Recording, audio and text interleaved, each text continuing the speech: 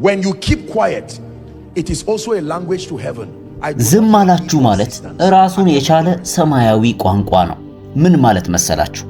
እኔ ምንም እርዳታ አልፈልግም፣ በራሴ ሁሉን ነገር እወጣዋለሁ እያላችሁ ነው። ሰማይም ይሄንን ቋንቋችሁን ስለሚያከብር ምንም እንቅስቃሴ አያደርግም፣ ዝም ይላል። በጣም ብዙ ሰዎች እንደዚህ ነው በዚህ ሰዓት እየኖሩ ያሉት። በደንብ አድርጋችሁ ስሙ። ለምንድነው መጸለይ ያለብን? እግዚአብሔር አንዳች የሚሰጣችሁ ስጦታ አለ። እያንዳንዱ ሰው ገና ከማህፀን ከወጣ ቀን ጀምሮ ያለበት ቀን ላይ አንድ የተሰጠው ልዩ የሆነ ስጦታ አለ። ይህም ልዩ ስጦታ ነፃ ፈቃድ ይባላል። በህይወታችሁ ሊደርስባችሁ ከሚችለው መጥፎ ነገር መካከል እውርነት አይደለም ወይም ድንቁርናም አይደለም፣ ይልቁንስ እብደት ነው፣ የአእምሮ ጉዳይ ነው። ኢየሱስ ለዛ ነው በየትኛውም ስፍራ ልክ አእምሮአቸውን የሳቱ ሰዎች ሲያገኝ ምንድነው የሚያደርገው? ወዲያውኑ ጉዳዩን የግል ያደርገዋል። እየሰማችሁኝ ነው? በደንብ አንድ ሰው አእምሮውን መሳት ጀመረ ማለት አንዳች ትልቅ ጉዳይ ውስጥ ሊገባ ነው ማለት ነው። ምክንያቱም በማስተዋልና በራሱ የመወሰን ነገሩን እያጣ ነው ያለው። ስለዚህ በጣም ከባድ ኬዝ ውስጥ ያለ ሰው ነው። እያንዳንዱ ደግሞ ፍጻሜያችሁ የተያያዘው ከምርጫችሁ ጋር ነው። እግዚአብሔርን መውደድ ምርጫ ነው። እግዚአብሔርን ለመከተል መምረጥ እንችላለን። መንፈሳዊ ሰው ለመሆን ምርጫ ነው። ወደ ኋላ ለማፈግፈግ ምርጫ ነው። ሀብታም ለመሆን ምርጫ ነው። ድሃ ለመሆን ምርጫ ነው። ታላቅ ሰው ለመሆን ምርጫ ነው። መካከለኛ ሰው መሆን ምርጫ ነው። ምንም አለመምረጥ ራሱ ምርጫ ነው። ዛሬ የማስተምረው ትምህርት እየገባችሁ እንደሆነ አምናለሁ። ታውቃላችሁ አንዳንድ ሰዎች ለምን በህይወታቸው ላይ ምንም ለውጥ እየመጣ እንዳልሆነ የምታውቁት አንዱ በዚህ ነው። ዝም ብለው እንዲያው ምንም አይነት ነገር ሳይመርጡና ሳያደርጉ እግዚአብሔር በጣም ስለሚወዳቸው አሁን እዛ ባሉበት ሁኔታ ውስጥ እንዲኖሩ የፈለገ ነው የሚመስላቸው እና ደግሞ ነገሩ ድንገት የሆነ ቀን ሲነሱ ተቀይሮ እንዲያዩት ይጠብቃሉ። ይኸውላችሁ ለእናንተ የተሰጣችሁ ትንቢታዊ ፍጻሜ ታላቅነት ነው። ነገር ግን የራሳችሁን ክፍል ማወቅ አለባችሁ። ምርጫችሁና ፈቃዳችሁን ካላስገዛችሁ ያ ታላቅ የተሰኘው ትንቢታዊ ፍጻሜያችሁ ውስጥ አትገቡም። ቆይ ከአንድ ሰው ጋር ለምሳሌ አብራችሁ ስትሰሩ ያ ሰው የሆነ ነገር ያመጣል፣ እናንተ የሆነ ነገር ታመጣላችሁ። ወደዛ ጠረጴዛ ላይ አንድ ላይ አስማምቷችሁ የምትሰሩበት ጉዳይ ይኖራል ማለት ነው። ያ ግን እናንተ ታዛችሁ ያንን ነገር ለማምጣት ምርጫ ነው። አንድ ነገር ልንገራችሁ፣ መጽሐፍ ቅዱስ ላይ ፈጣሪ እንኳን የሆነው ጌታ ምን ይላል? በልባችሁ በር ቆሜ አንኳኳለሁ። እስቲ አስቡት። ለምንድነው ራሱ የፈጠረውን በር የሚያንኳኳው? የእናንተን ፍቃድ ስለሚጠይቅ ነው። በሩን ከከፈታችሁለት ብቻ ነው የሚገባው። በሩን አንኳኩቶ ልክ ከፍታችሁ እንዳትገባ እኔ አልፈልግህም፣ ምንም አዳኝ ብትሆን እኔ አልፈልግህም ብትሉት አይገባም። ነገር ግን ያንን ስታደርጉ ምርጫ መርጣችኋል ማለት ነው። እሱ ባለመግባቱ የሚፈጠር አንዳች ነገር አለ። እሱ ራሱ ምርጫ ነው። ምን ልላችሁ ፈልጌ ነው? አለመምረጥ ራሱ ለካ ምርጫ ነው። ግን እየመረጣችሁ ያላችሁት ኢየሱስ ወደ እናንተ ህይወት ሳይገባ ሊፈጠር የሚችለውን ነገር አብሮ እየወሰዳችሁ ነው። ስለዚህ ጸልየናል ማለት ወይም ስንጸልይ እኛን በመለኮታዊ አቅራቦት ውስጥ ተሳታፊ እያደረግነው ያለ አካል አለ ማለት ነው። አንድ ደግሞ የማይጸልይ አማኝ አለ ማለት ነፃነትን ለመናፍስት የሰጠ በራሳቸው ፈቃድ እንደፈለጉ እንዲያደርጉበት ነፃነትን ለልዩ ልዩ መናፍስት የሰጠ ሰው ነው። ይኸውላችሁ የማይጸልይ ሰው ማለት ልክ እንደ አንድ ገበሬ ምንም ዘር ያልዘራ ገበሬ ማለት ይቻላል። ምንም ዘር ሳይዘራ መሬት ስላለው ብቻ መሬቱ ላይ የሚበቅል ነገር እንዳለ ታውቃላችሁ። ምን ይባላል ያ የሚበቅለው ነገር? አዎ አረም ይባላል። አያችሁ አንድ መሬት ምንም ካልዘራችሁበት አረም ይበቅላል። ደግሞ ሆን ብላችሁ መሬቱ ላይ ከዘራችሁበት እናንተ የምትፈልጉት ዘር በዛ መሬት ላይ ይበቅላል። የክርስቲያን ህይወት የመጸለይና ያለመጸለይ ጉዳይ ልክ እንደዛ መሬት ነው።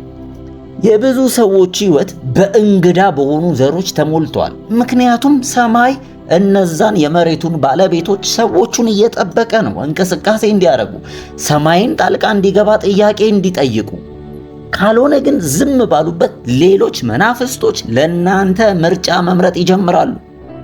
ታውቃላችሁ ዘሮች ስንል አንዳንድ ጊዜ ቃላቶች ናቸው የሚታዩ። እነዚህ ፍራፍሬ ምናምን የሚያበቅሉት ብቻ አይደሉም።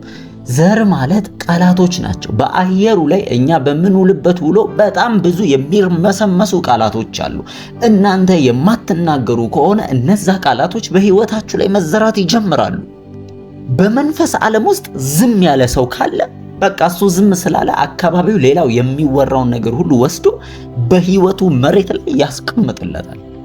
ስለዚህ እናንተ ያልዘራችሁት ዘር በህይወታችሁ ውስጥ ሲያድግ ማየት ትጀምራላችሁ። ምክንያቱም እናንተ ብቻ አይደላችሁማ ገበሬው። መጽሐፍ ቅዱስ ሲናገር በተኙ ጊዜ ሰይጣን መጥቶ ዘርን ዘራ ይላል። አያችሁ፣ ሰይጣንም ለካ መዝራት ይፈልጋል። ሰዎች ብዙ ጊዜ ስንተኛ ጸጥ እንላለን። ያን ጊዜ ሰይጣን በእኛ ላይ ለመዝራት ይመቸዋል። እናንተ ለምሳሌ በሽታን አልዘራችሁ፣ ነገር ግን በተኛችሁ ጊዜ ያ ሰይጣን መጥቶ በሽታውን ዘርቷል። ስለዚህ ድንገት ከእንቅልፋችሁ ስትነቁ የሆነ የማይሰራ የሰውነት አካል ይኖራችኋል። ነገር ግን ዛሬ የሚሰማኝ ሰው ካለ እናገራለሁ። በእናንተ ውስጥ ያለውን ስልጣን ዛሬ መለማመድ ስትጀምሩ በህይወታችሁ ውስጥ ነገሮች መለወጥ ይጀምራሉ። በኢየሱስ ስም ሁኔታችሁ መለወጥ ይጀምር። አካባቢያችሁ መለወጥ ይጀምር። ሃሌሉያ! አዳምጡኝ። የጌታ የኢየሱስ ክርስቶስ ስም የተባረከ ይሁን። ያዕቆብ መጽሐፍን ክፈቱና አዳምጡኝ። ምዕራፍ 5 ከቁጥር 16 ጀምሮ ህይወታችሁን የሚቀይር አንድ በጸሎት ጉዳይ ትምህርት ላስተምራችሁ። ወሳኝ የሆነ የጸሎት ጉዳይ ነው። አማኞች አውቃለሁ እንደሚጸልዩ። በተለይ አፍሪካ ሀገር ውስጥ በጣም ብዙዎች ይጸልያሉ፣ እንጸልያለን። ልክ እንደ ውርስ እንደ ቅርጽ የተካፈልነው ነገር ቢኖር ከበፊቱ ቅድመ አያቶቻችንና አያቶቻችን የጸሎትን ህይወት ነው።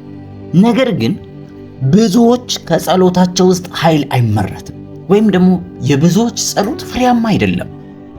ማለትም ለጸሎት የሚያወጡት ጉልበት፣ ኃይል፣ ጊዜና ደግሞ በጸሎቱ የሚመጣው ውጤት እየተመጣጠነ አይደለም። በጣም ብዙ የጸሎት ህይወት አላቸው፣ ነገር ግን ትንሽዬ ውጤት ነው ያለው። ምክንያቱ ደግሞ ስለ ጸሎት ያለን አመለካከት ላይ እንደሆነ አምኛለሁ። ዛሬም ማስተምራችሁ ጸሎት ማለት የሆነ ፍላጎትን የምትጠይቁበት ወይም የሆነ ንግግርን የምታደርጉበት አይደለም።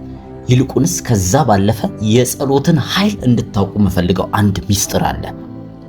ክፍሉን በቀጥታ ላንብብላችሁ። እንደዚህ ይላል፣ እርስ በእርሳችሁ በኃጢአታችሁ ተናዘዙ ትፈወሱም ዘንድ እያንዳንዱ ስለሌላው ይጸልይ። የጻድቅ ሰው ጸሎት በስራዋ እጅግ ኃይልን ታደርጋለች ይላል። በደንብ ስሙ። ስለ ጸሎት ስናገር እንደዚህ ነው የሚለው፣ የጻድቅ ሰው ጸሎት በስራዋ እጅግ ኃይልን ታደርጋለች። ይህንን የሚያደርገው ማን ነው ብላችሁ ስትጠይቁ የጻድቅ ሰው ጸሎት ይለዋል። እንዲሁም በማብራሪያው ላይ ሲናገር እጅግ ኃይልን ታደርጋለች የሚለው ልዕለ ተፈጥሯዊ የሆነ ጠንካራን ኃይል ታመነጫለች ነው የሚለው። በደንብ ስሙ። በጣም ብርቱ የሆነ ውጤታማ ግን የሆነች የጻድቅ ሰው ጸሎት፣ ከልብ የሆነች የጻድቅ ሰው ጸሎት እጅግ ኃይልን ታደርጋለች፣ ስራም አላት ይላል። በኢየሱስ ስም ከዛሬ ምሽት ጀምሮ ይህ አባባል ለእናንተ የጸሎት ህይወት ይሁንላችሁ። ታዲያ ግን በዚህ ክፍል ላይ በዋናነት የምንማረው ጸሎት የሁል ጊዜ ማንም ዘመን ላይ ማንም ሰው ሊጸልይ እንደሚገባ ነው። ይህንን በብሉይ ኪዳን ውስጥ ታዩታላችሁ፣ በኢየሱስ ክርስቶስ ዘመን ታዩታላችሁ። ኢየሱስ ክርስቶስ እንኳን በምድር ላይ የነበረውን ስራ ጨርሶ ወደ ሰማይ ካረገ በኋላ የጸሎት ህይወት ለሰው ልጆች በምድር ላይ ቀጥሎ ነበር። ለክርስቲያን ይሄ የጸሎት አገልግሎት የማይቋረጥ ነገር ነው ማለት ነው። አንድ ነገር ከብሉይ ኪዳን እስከ አዲስ ኪዳን ድረስ ያልተቀየረ ልምምድ ቢኖር የጸሎት ህይወት ነው። ብዙ ነገር ኢየሱስ ክርስቶስ ወደዚህ ምድር ከመጣ በኋላ ከብሉይ ኪዳን የተቀየሩ የተስተካከሉ ነገሮች አሉ። ጸሎት ግን ባለበት የቀጠለ የአንድ ክርስቲያን የአንድ አማኝ ልምምድ ሆኗል። ማለትም ምንም አይነት የጸሎት መርሆች እንኳን አልተቀየሩም። በምድር ላይ ደግሞ ያሉ በሙሉ ሃይማኖት የተባለ በሙሉ በቅርቡ ቼክ ሳደርግ ወደ 4300 የሚያህሉ የተመዘገቡ እምነቶች ሃይማኖቶች አሉ። ታዲያ እነዚህ የተለያዩ ሃይማኖቶች የራሳቸው ብዙ አይነት ልምምድና ዕውቀት አለን የሚሉት ናቸው። ግን በሁሉም ውስጥ የማይቀር አብዛኛዎቹ ከሚለማመዱት በዋናነት አንዱ የጸሎት ልምምድ ነው። ማለትም ከሆነ አካል ጋር አምላክ ከሚሉት ጋር የበላይ ከሚሉት ጋር ፈጣሪ ከሚሉት ጋር የሚያደርጉት ግንኙነት ማለት ነው። እያንዳንዱ በቃ እምነት ለመጸለይ ይገደዳል። እስልምና ውስጥ ይጸለያል፣ አጭር ጸሎትም ቢሆን የሚያደርጉት ሌሎችም አማልክቶቻቸውን ይጸልያሉ። ብሉይ ኪዳን ላይ እንኳን የነበሩ የበዓል ነቢያቶች እንደጸለዩ ይነግረናል መጽሐፍ ቅዱስ ላይ አምላካቸውን ለማግኘት ማለት ነው። ስለዚህ ግን የኛ የሚለየው ትክክለኛ ምን መጸለይ እንዳለባችሁ እንደ እግዚአብሔር ቃል የማታውቁ ከሆነ መለወጥ የሚችለውን ነገር እያያችሁት ሳይለወጥ ይቀራል። ገብቷቸዋል ምላችሁ? መለወጥ የሚችል ነገር ነው ጉዳዩ፣ ሁኔታው። ነገር ግን የማትጸልዩ ከሆነ ወይም ትክክለኛ እንዴት መጸለይ እንዳለባችሁ ካላወቃችሁ ነገሩ እንዳለ ይቀጥላል ማለት ነው። በጸሎት ውስጥ ማለት የእግዚአብሔርን ሐሳብ ወይም የልቡን ፍላጎት በእናንተ ላይ እንዲያንጸባርቅ እንዲያደርግ በር የምትከፍቱበት መንገድ ነው። ይህንን የምታምኑ ከሆነ አሜን በሉ። እሺ አሁን ቶሎ ቶሎ ልንገራችሁ፣ ብዙ አላብራራውም ከሰዓት ጋር እየሄድኩ ስለሆነ። ጸሎት ምን ማለት ነው? ወይም መጸለይ ማለት ምን ማለት ነው? የመጀመሪያው ጸሎት ማለት ከእግዚአብሔር ጋር ህብረት ማድረግ፣ መወያየት፣ ማውራት ማለት ነው። ለምሳሌ እኔ ከእናንተ ጋር አሁን እያወራሁ ነው፣ ሐሳቤን እየተለዋወጥኩኝ ነው። ልክ እንደዛ ጸሎት ማለት ከእግዚአብሔር ጋር ሐሳብ መለዋወጥ ማለት ነው። ግን አሁን እኔ ከእናንተ ጋር ሳወራ እየጸለይኩኝ ነው ወደ እናንተ እያልኩኝ ማለት አይደለም። ጸሎት ልዩ የሚያደርገው ኮሚዩኒኬት የምታደርጉት ወይም የምታዋሩት አካል ከመንፈስ ዓለም ከሆነ ነው። ስለዚህ ሰው እና መንፈስ ዓለም ላይ ያለ አካል ሲገናኙ ጸሎት ይባላል። እሺ በመቀጠል ደግሞ ማየት ያለብን ታዲያ ለምንድን ነው አምላካችን እግዚአብሔር ከሰዎች ጋር ጸሎት እንዲያደርጉ የፈለገበት ምክንያት? ምንም እንኳን እግዚአብሔር ሁሉን ነገር ሰጥቻቸዋለሁ ቢልም ሁሉ ነገር የኛ እንደሆነ ቢናገርም ስልጣን ሁሉ እንዳለም ቢናገርም ለምንድን ነው ግን እንድንጸልይ የፈለገው? አስቡት እኮ መጽሐፍ ቅዱስ እኮ ይናገራል በግልጽ በአብ ቀኝ እንደተቀመጠን ሁሉ ነገር እንደተፈጸመ ሁሉን ነገር አሳልፎ ለኛ እንደሰጠን እኮ ይናገራል። ነገር ግን ሐዋርያው ጳውሎስ ደግሞ ሲናገር ማለትም ከአብ ቀኝ እንደተቀመጠን የነገረን ያው ተመሳሳይ ሰው ግን አጥብቆ ደግሞ ስለ ጸሎት አስፈላጊነት የነገረን እሱ ነው። ምን እሱ ብቻ መጽሐፍ ቅዱሳችን ኢየሱስ ክርስቶስ እንኳን በማርቆስ ምዕራፍ 11 ላይ ትዝ ይላችኋል ስለ ጸሎት ያወራው ማንም የጠየቃችሁት ወይም የለመናችሁት ነገር እንደሆነላችሁ ብታምኑ ደግሞ ይሆንላችኋል ብሎ ተናግሯል። ሉቃስ 18 ላይ ደግሞ ብታዩ ሳይታከቱ ዘወትር ሊጸልዩ እንዲገባቸው የሚል ምሳሌ ነገራቸው አለ። ሁሉም ሰው ሴት አይልም፣ ወንድ አይልም፣ ሕፃናት አይልም፣ ካናዳውያን አይልም፣ አሜሪካውያን አይልም፣ አፍሪካውያን አይልም፣ ሁሉም ሰው ሳይታክቱ ሊጸልዩ እንደሚገባቸው ምሳሌ ነገራቸው። አንደኛ ተሰሎንቄ ምዕራፍ 5 ቁጥር 17 ላይ ደግሞ ሐዋርያው ጳውሎስ ሳታቋርጡ ምን በሉ ጸልዩ። እስቲ ይሄንን የሚያምን ሰው ባለበት ስፍራ ላይ ጮክ ብሎ እጸልያለሁ ይበል እስቲ። ይህ የመጽሐፍ ቅዱስ ቃል ነው፣ ያለ ማቋረጥ መጸለይ። ሐዋርያት ሥራ ምዕራፍ 6 ቁጥር 4 እኛ ግን ለጸሎትና ለቃሉን ለማገልገል ያለ ማቋረጥ ራሳችንን እንሰጣለን ይላል። ያለ ማቋረጥ አስተውሉ። ሐዋርያት ሥራ ምዕራፍ 2 ቁጥር 42 ከሐዋርያቶቹ ጋር ሰው ምን በማድረግ ቀጠሉ ይላል? ህብረት በማድረግ እንጀራ አብረው በመቁረስና በጸሎት ይተጉ ነበረ።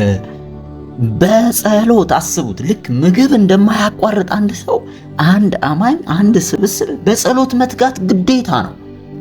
በማቴዎስ 7 ቁጥር 7 ላይ ጠይቁ ይሰጣችኋል፣ ፈልጉ ታገኙማላችሁ፣ በርንም አንኳኩ ይከፈትላችኋል ይለናል። ማለት ይሄ ኪዳን እዛ ክፍል ላይ በደንብ ሲያበረራው ሲናገር ማንም ነው፣ ለማንም ነው፣ ለተወሰኑ ሰዎች አለ። ማንም የሚጠይቅ ይቀበላል፣ ማንም የሚፈልግ ያገኛል፣ ማንም በርን የሚያንኳኳ ይከፈትለታል ነው የሚለው። ለተወሰኑ ሰዎች የተሰጠ ጉዳይ አይደለም። እስቲ እንደገና ጮክ ብላችሁ እጸልያለሁ በሉ እስቲ። ታዲያ አሁን ቀጥሎ እንድናውቅ የሚያስፈልገው ለምንድን ነው እግዚአብሔር እንድንጸልይ የፈለገው ነው። ብዙ ጊዜ ስለ ጸሎት በህይወቴ አጥንቻለሁ። ብዙ ሰው ደግሞ ይሄ ጸሎት የሚያስፈልግበት መሰረቱ እየገባው አይመስለኝም። ማለት የጸሎት አገልግሎት ካልገባችሁ ብዙ ነገር ላይገባችሁ ይችላል። ለምሳሌ እስቲ ያስቡት፣ እግዚአብሔር በጣም የሚወደው ልጁ ተርቦ በመከራ ውስጥ ያለፈ ዝም ብሎ ከሰማይ ይመለከተዋል እስኪ ጸልይ ድረስ። ለምንድን ነው ቆሞ የሚመለከተው? ይሄ ካልገባችሁ ለምን ጸሎት እንደሚያስፈልግ ብዙ ነገር አይገባችሁም ያልኩት ለዚህ ነው። ለምሳሌ እናንተ እናት ብትሆኑ አስቡት እስቲ። እንግዲህ ምንም መናገር የማይችል ሕፃን ልጅ ጡት ስጡኝ ተጠማው እስከሚል ድረስ እንደመጠበቅ ማለት ነው። ይልቁንስ እኛ አስተውለን እንደ አንድ እናት ወይ ደግሞ ተረድተን ጡት እንዳስፈለገው እንሰጣለን። እግዚአብሔር ግን ስታዩት በቃ ካልፈቀዳችሁለት በጸሎት ካልከፈታችሁለት በር በስተቀር ምንም እንደማያደርግ ነው የሚመስለው።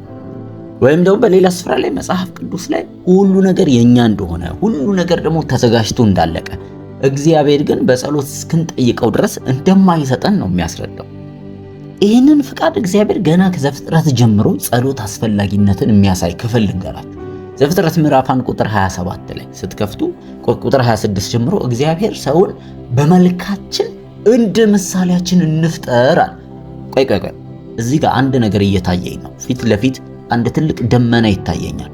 ያ ደመና ሰዎች ላይ ሊወርድ ሲል ይታየኛል። ከደመናው ጋር አብሮ 7 የሚል ቁጥር ይታየኛል። በዚህ ያላችሁ 7 ሰዎች አንዳች በህይወታችሁ ላይ የሚሆን ነገር አለ። ድንገት እያየሁኝ ነው የተገለጠልኝ። የሆነ ደመና ይታየኛል። በሰዎች ላይ ሊያርፍ ነው። እዛ ጋር ያዟት ያቺን ሴት። በሰዎች ላይ ሊያርፍ ያለ አንድ ደመና አለ። ማንም በህይወታችሁ ላይ የተዘጋጀ አንዳች የእግዚአብሔር ጸጋ ዛሬ አውጅባችኋለሁ በጌታ በኢየሱስ ክርስቶስ ስም። እናንተ 7 ሰዎች 7 ቁጥር እያየሁ ስለሆነ ያ የክብር ደመና በእናንተ ላይ ይሁን። ያ የእግዚአብሔር እሳት በእናንተ ላይ ይሁን። ህይወታችሁ ከዛሬ ጀምሮ እንደ በፊቱ ሳይሆን ይቀየር። For the Bible says now the Lord is that spirit. It says where the spirit of the Lord is there is liberty. I declare የእግዚአብሔር ቃል እንደሚናገረው ጌታ መንፈስ ነው። የጌታ መንፈስ ባለበት በዛ አርነት አለ እንደሚለው በኢየሱስ ስም ህይወታችሁ በአርነት ይሞላ።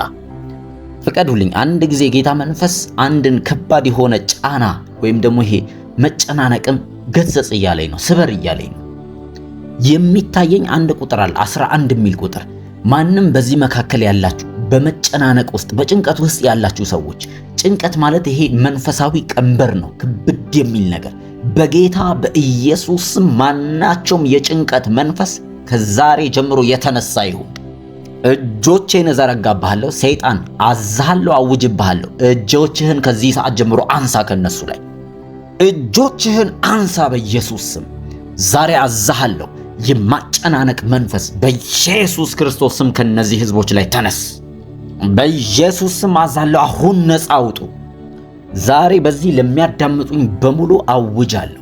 በየትኛውም አይነት ጭንቀት ውስጥ፣ በየትኛውም አይነት ራስን በማጥፋት ሁኔታ ውስጥ፣ በየትኛውም አይነት የአይምሮ በሽታና ህመም ውስጥ እያለፉ ያሉ ልጆች፣ ወጣቶች፣ ቤተሰቦች በኢየሱስ ክርስቶስ ስም ሰይጣን እጁን እንዲያነሳ ከነሱ ላይ አዛለሁ። አሁን ያንን መንፈስ አዘዋለሁ፣ ጥሏችሁ እንዲሄድ በኢየሱስ ስም አሁኑኑ ጥሏችሁ ይሄድ በጌታ በኢየሱስ ስም። እባካችሁ ሁላችሁም አንድ ጊዜ ቁጭ በሉ። ለምን መጸለይ እንዳለብን ወደ ትምህርቴ ልመለስ። መጽሐፍ ቅዱስ በዘፍጥረት ምዕራፍ 1 ቁጥር 26 ላይ እግዚአብሔር በመልኩና በምሳሌው የሰው ልጅ ፈጠረ ይላል። ይሄ የእግዚአብሔር መልክ የሚለው መንፈሳዊ አቅሙን፣ መንፈሳዊ ውበቱን ነው። እንደገና ደግሞ መልክና አምሳል የሚለው ደግሞ የእግዚአብሔር አሰራሩ፣ አደራረጉን ነው የሚያሳየው። ማለትም የእግዚአብሔር አሰራር ለምሳሌ በመናገር ነው አንድ ነገር የሚፈጥረው፣ በመናገር ነው አንድ ነገር እንዲሰራ የሚያደርገው። ሰው በእንደዛ አይነት ሁኔታ ወይም አሰራር ነው አብሮ የተሰራው።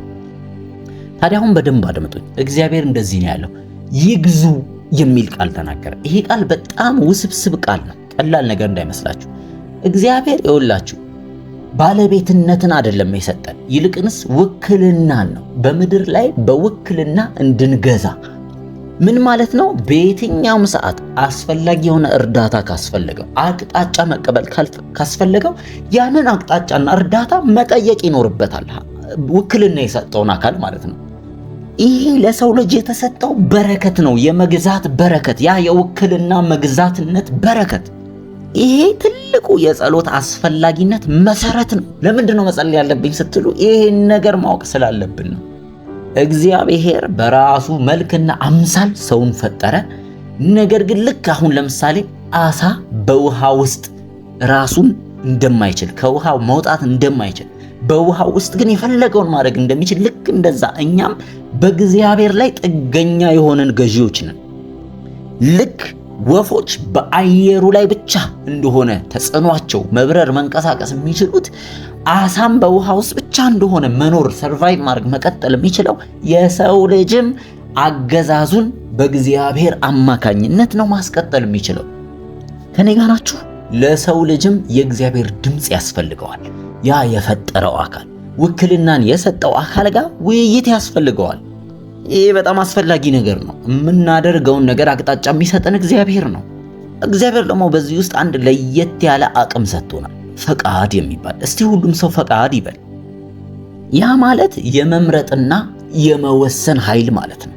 ልክ እግዚአብሔር ይህንን ስጦታ ፈቃድ የሚለውን ለሰው ልጅ ከሰጠ በኋላ በመጽሐፍ ቅዱስ አማካኝነት እግዚአብሔር ያንን ራሱ የሰጠንን ስጦታ ጥሶት ጣልቃ ገብቶ በሕይወታችን በግድ አይሰራም። ምክንያቱም ምርጫ አለን፣ ፈቃድ አለን። እግዚአብሔር ከኛ ጋር እንዲሰራ በፈቃዳችን ነው የምንፈቅድለት። አስባችሁታል? ልክ እግዚአብሔር ለሰው ልጆች እንደ ፈቃዱ እንዲኖር ሲፈቅድለት ከዛ ጊዜ ጀምሮ ፈቃዳችንን ጥሶ መስራት አይፈልግም። ምን ማለት ነው? እርዳታ ባስፈለጋችሁ ጊዜ እግዚአብሔር ሆይ እርዳኝ ብላችሁ እስካልተጣራችሁ ድረስ እግዚአብሔር ቆሞ ነው የሚያያችሁ። ይሄ እኮ በጣም የሚያስገርም ነገር ነው። ይሄ በእግዚአብሔር መልክና አምሳል መሰራታችንን የሚያንጸባርቅ መስታወት ነው አይደለም? ይሄ በዘላለም ድነታችሁ እንኳን ጉዳይ እግዚአብሔር ድንገት መጥቶ በግድ እንድትድኑ የዘላለም ሕይወት እንድታገኙ አያደርግም። ፈቅዳችሁ እስካልጸለያችሁ ድረስ ጌታ ሆይ አድነኝ ብላችሁ ለዘላለም ሕይወት የሚያስፈልገውን የኢየሱስን ጌትነት እስካልተቀበላችሁ እስካልመሰከራችሁ ድረስ በግድ ያዳነው ሰው የለም እግዚአብሔር። በጣም በሚያሳዝን ሁኔታ ዛሬ ድረስ በጣም ብዙ ሰዎች ወደ ሲኦል እየገቡ ነው። እግዚአብሔርም ቆሞ እያያቸው ነው። ምክንያቱም እግዚአብሔር ቃሉን ስለሚያከብር፣ ማንንም አስገድዶ ወደ ዘላለም ሕይወት ስለማይከት። እግዚአብሔር ለቃሉ ታማኝ ነው። ይሄን ነገር በእኛ ላይ ካወጀ ቀን ጀምሮ ቃሉን ያከበረ ቃሉን እያስፈጸመ ነው ያለው። ስለዚህ በዚህ ሰዓት ላይ በምድር ላይ የሚካሄዱ ቀውሶችን ስትመለከቱ እግዚአብሔር ለምን ዝም አለ ስትሉ አንድ መልስ ነው ያለው። እግዚአብሔር ለሰው ልጆች ፈቃድ የሚል ስጦታ ሰጥቷል። ያ የተሰጠን ስጦታ መጨረሻችንን ሊያስውብም መጨረሻችንን ሊያበላሽም ይችላል። በደንብ አስተውሉ። ያ የጠፋው ልጅ ታሪክ ትዝ ይላችኋል? ሁሉን ነገር ያጣ ልጅ ነበር ከአንድ ነገር በስተቀር፣ እሱም ፈቃዱን ነው ያላጣው። ገንዘቡን አጥቷል፣ ክብሩን አጥቷል፣ ጊዜውን አጥቷል፣ ርቀት ሄዷል፣ ብዙ ነገር አጥቷል። አንድ ነገር ግን አላጣው፣ ፈቃዱ። የመመለስ ፈቃድ ምርጫ ነበረው። ይሄ እግዚአብሔር የሰጠው ለሰው ልጅ ስጦታ ከማንም የማይወሰድበት ስጦታ ነው። በሕይወት እስካላችሁ ድረስ ይህ ስጦታ ለእናንተ መስራት ይችላል። ሕይወትና ሞት ከፊታችሁ ነው። መምረጥ የእናንተ ኃላፊነት ነው። በረከትና እርግማን ከፊታችሁ አለ። መምረጥ የእናንተ ድርሻ ነው። ልክ እግዚአብሔር ፈቃድ የሚለውን ኃይል በሰጣችሁ ቀን ላይ እናንተ ውሳኔያችሁን፣ የሚቀጥለውን ሕይወታችሁን የምትወስኑበት ማንኛውም ኃይል ከእናንተ ጋር ነው ያለው። እግዚአብሔርን ወደ ሕይወታችሁ መጋበዝ ትችላላችሁ። እግዚአብሔርን ከሕይወታችሁ ማውጣት ትችላላችሁ። ለመውደቅ መወሰን ትችላላችሁ። ለስኬት መወሰን ትችላላችሁ። መጽሐፍ ቅዱስ እንደሚነግረን በዮሐንስ ወንጌል ምዕራፍ 2 ላይ ለመጀመሪያ ጊዜ ጌታ ተአምራት ካደረገባቸው ስፍራዎች መካከል ቃና ዘገሊላ ነው። መጽሐፍ ቅዱስ ሲናገር ኢየሱስ ወደዛ ሰርግ ተጋብዞ ነበር። ማለት አስቡት፣ ኢየሱስ ዝም ብሎ ቁጭ ብሎ ነበር። ወይን አልቆባቸዋል፣ ግን ምንም ያደረገው ነገር የለም። ከዛ ማርያም ነች መታ ጉዳዩን ለኢየሱስ የተናገረችው። ምን ከአንቺ ጋር ምን አለኝ? ጊዜ ገና አልደረሰም አለ።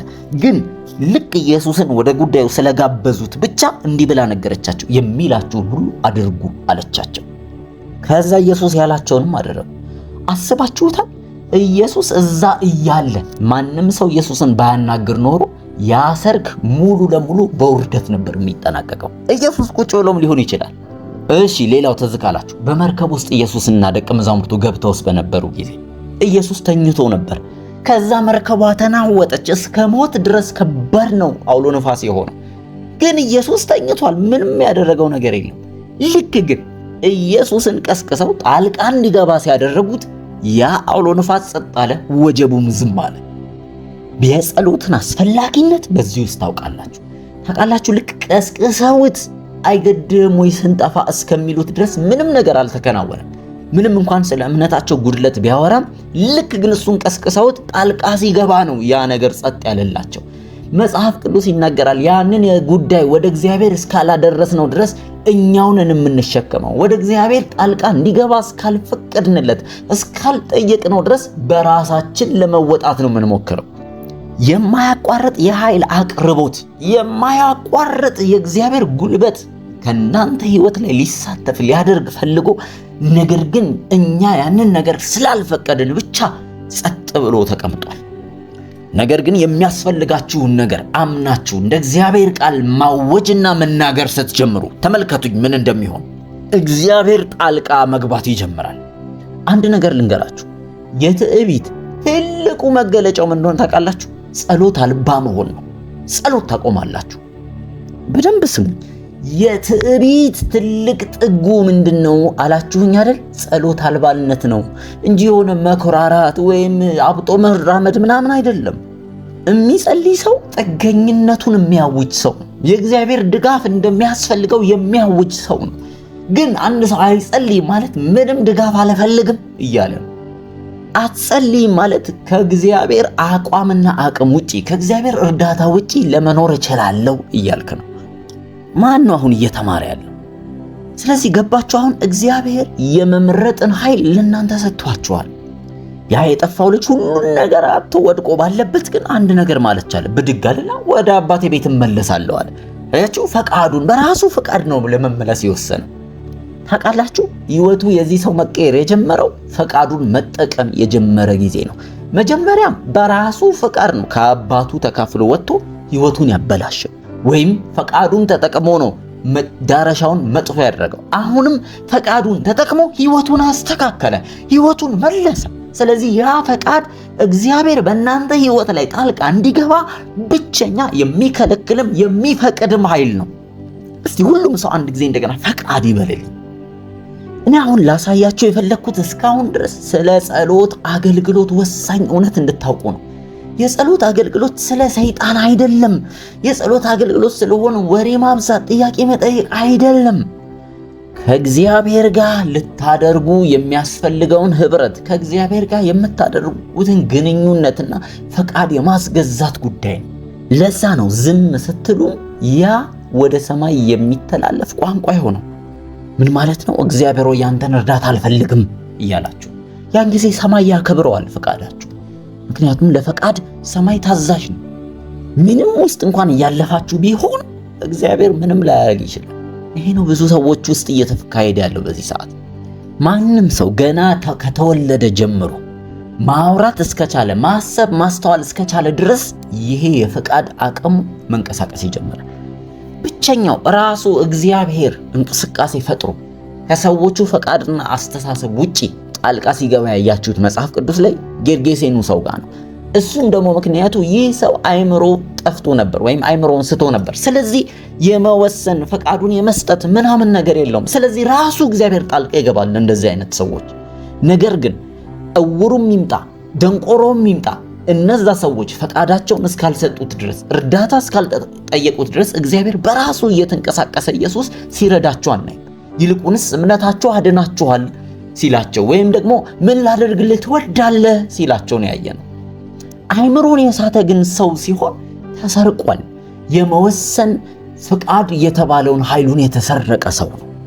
አንድ ነገር ግን እመኑኝ፣ ይሄንን እያዳመጣችሁ ያላችሁ ፍጻሜያችሁ ያለው በምርጫችሁ ውስጥ ነው። ፍጻሜያችሁ ያለው በፈቃዳችሁ ውስጥ ነው። ለዛ ነው ፍቃዳችንን ምርጫችንን ለእግዚአብሔር መስጠትና ማስገዛት ያለብን። አንድ ትልቅ እውነት ነግሬያችሁ ልጨርስ። የአስቴርን አገልግሎት ካያችሁ በጣም የጸሎት የተባለ አገልግሎትን ማሳያ የሆነ ምሳሌ ነው። ወደ ንጉሱ ፊት አስቴር ገብታ ምንም እንድታረጋለም የተጠበቀባት እንድትደንስ የሆነ ነገር እንድታወጣ እንድታወርድ አይደለም፣ ይልቁንስ እንድታወራ ንጉሱ ፊት ሄዳ ፍላጎቷን እንድትገልጽ ነበር የተጠየቀው። ልክ እንደዛ ነው እኛም ንጉሱ እግዚአብሔር ዘንድ ሄደን በመናፍስት ዓለም አባት የሆነው ፊት በጸሎት ጥያቄያችንን በእምነት ልናቀርብ ይገባል። ያ የጸሎት ህይወታችንን ደማቅ ያደርገዋል።